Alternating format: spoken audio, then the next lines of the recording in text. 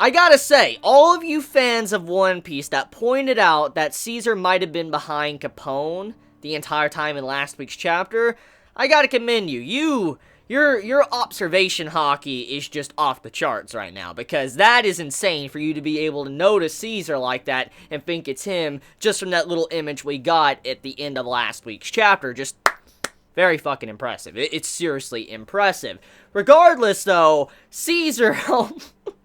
Caesar is fucking hilarious in this chapter. When this man's trying to hide, and Luffy comes out, he's like, Caesar, what are you fucking doing here, and all that. Caesar's just getting scared. He's like, what are you doing, and all that. He's like, I want to end you, and stuff. And he tries to hide his, self and disguise himself. He's like, I am I am Gangsta Gastino. I'm like, oh boy. Like, this man, he's like, I'm Gangsta Gastino. I'm like, are you serious? Are you fucking serious, Caesar? Like, could you not be more obvious of who you are? Because, I mean, let's think about that panel for a second, okay? The man reveals himself. He looks like Caesar, obviously. Just his hair's a little bit more fucked up. But he's like, I'm Gangsta Gastino. Let's just say you fell for the appearance or whatever, okay? Let's just think about this. The name. Gastino. Gas. He uses gas and shit. On top of that, when he puts, like, his name out there and he's like, Gangsta Gastino, he has fucking CC on his hand. He has CC. Caesar Clown. I'm like, oh my god. Like, are you serious right now? Like, that shit had me rolling when he tried to hide that. I mean, you just see fucking Chopper and all that. It's like, what the hell is Gastino? Like, they're all just like, what the hell? So, I mean, that entire scene, I had a good laugh from that. I really did. And I'm glad Caesar is a part of this, because even though he's done a lot of evil shit, like, I mean, this man... He's done a lot of evil shit, heinous shit to the children. I still think he's a pretty cool character, and he's funny. He's really, really funny, and I'm glad to see him, a part of all this, because he needed to be a part of it. I mean, there's something that Caesar was going to have to do. I mean, he plays a big role right now. I mean, he is probably going to die if he doesn't actually show results to Big Mom, which we know he doesn't have results, so that would mean that he's going to die, and so the only way he's going to survive is by trying to go against Big Mom. So, obviously, that's what we're getting here, and he's helping out Capone and the Straw Hats to take down Big Mom.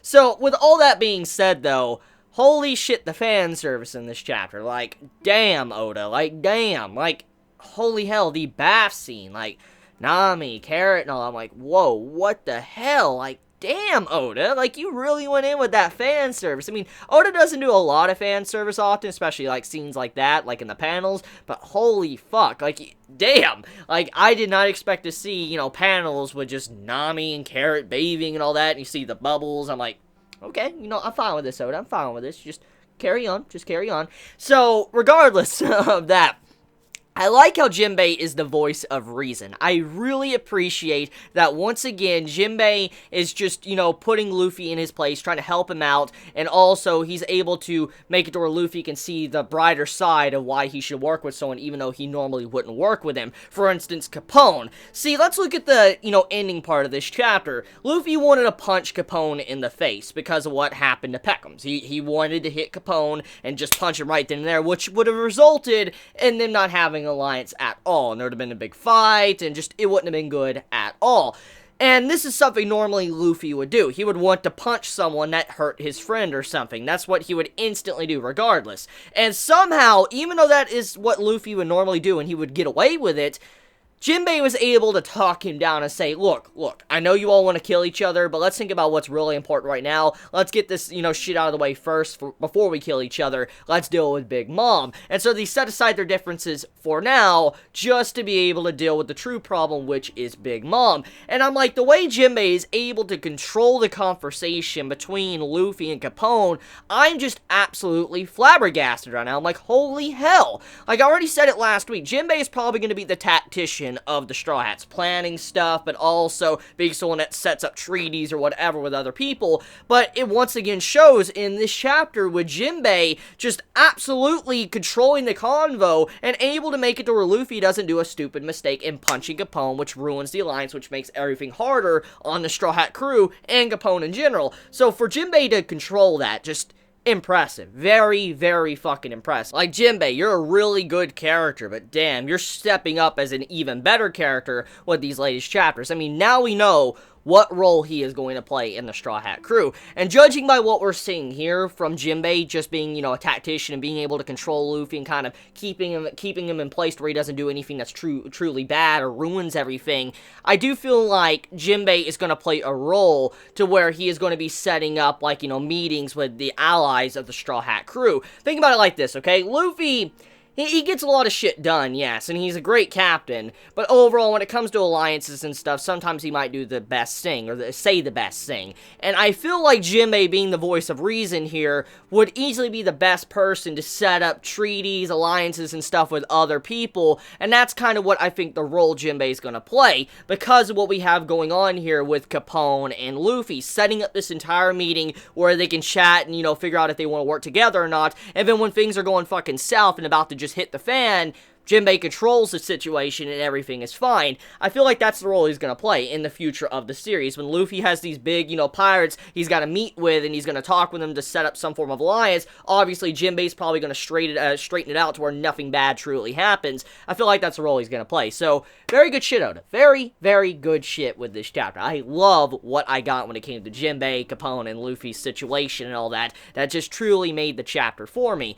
So, besides that, let's talk about some of the world building we got with this chapter. Number one, Lola. Lola and her reasoning for not wanting to marry the giant, the prince of the giants, which is Loki. Now, I feel like everybody knows the story of Loki, or some parts of it, or at the very least, you have heard the name Loki from Norse mythology, a god and all that, the trickster god, and I feel like some will be aware of what Loki is, and judging by Loki being the name of a giant, and we do know how Loki, if you know about Loki's past and Norse mythology and all that, you'll know what type of role Loki has when it comes to giants, or the frost giants, to, you know, Odin and all of that. And I feel like because of Loki being a giant or whatever, what we see or revealed in this chapter with the name and all that to how Lola didn't want to marry him, I feel like there was more going on there than what we really know, because clearly, for someone to be trying to marry Lola, which is called Loki,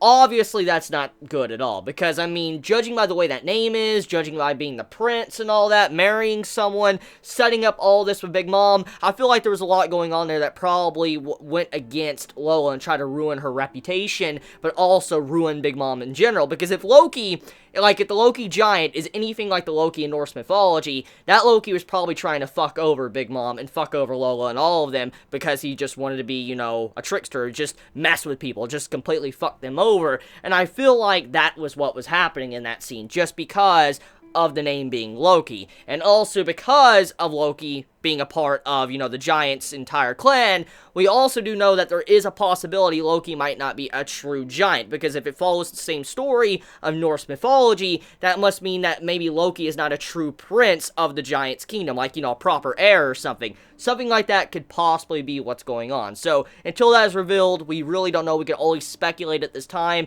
but Oda is clearly setting something up very interestingly with Loki being the prince of the giants. Now, I wonder if foreign stuff is going to be in this, or Odin or anything. I mean, I'm very curious to see where, you know, Oda wants to take that. But anyways, though, let's just say, though, at this time, that we now know why giants aren't there, which we kind of already speculated. We knew that the giants weren't there in, you know, the entire island, Big Mom's territory, because of whatever happened with Lola. We know that's probably what fucked it over. We already had theories and stuff all around the place talking about it, so it's kind of obvious at this point. Still, it was finally revealed and confirmed the reason why there is no giants, and Big Mom had to give up on making an alliance with the giants and having them on her land, and so she decided to focus on just making giants, turning people into giants, for she can actually have them a part of her land. So now we know the reasoning and what has caused Big Mom to act like she does, and why she just seems to carry this with her, where she has like this distaste when people bring up why there's no giants, and she tries to hide and say, oh, they're here, they're around here and all that, because we clearly saw that with her character a couple of chapters back when she was talking with Judge.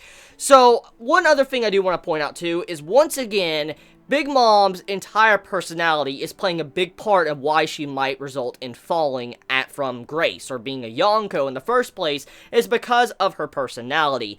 In this chapter, Lola's twin sister, she reveals all this information of what happened in the past, and because she looks like Lola, she was mistreated, she was abused, beat up constantly for many, many years, and it resulted in her gaining, like, a distaste towards her mother, and because of this, she doesn't really care anymore, has no attachment or anything for her mother, and so she's willing to allow, Big Mom just to get killed, which, once again, the reason why she's like this is because of Big Mom and the way she treats everyone, because of her presence as a Yonko, but also her personality in general is what is causing all these problems to pop up around her. And it's really interesting when you think about it, because even though Big Mom is very powerful, I'm not going to say she's not, because we know for a fact she's a very powerful individual.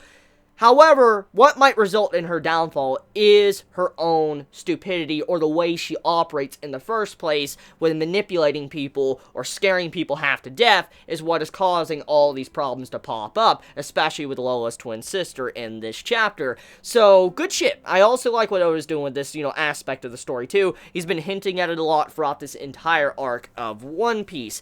Now, one last thing I do want to mention before I end this, review video of One Piece, let's talk about the tooth. Luffy's tooth that was fixed or removed and then fixed in this chapter. So apparently the tooth that was kicked out and all that, it grew back thanks to milk. So I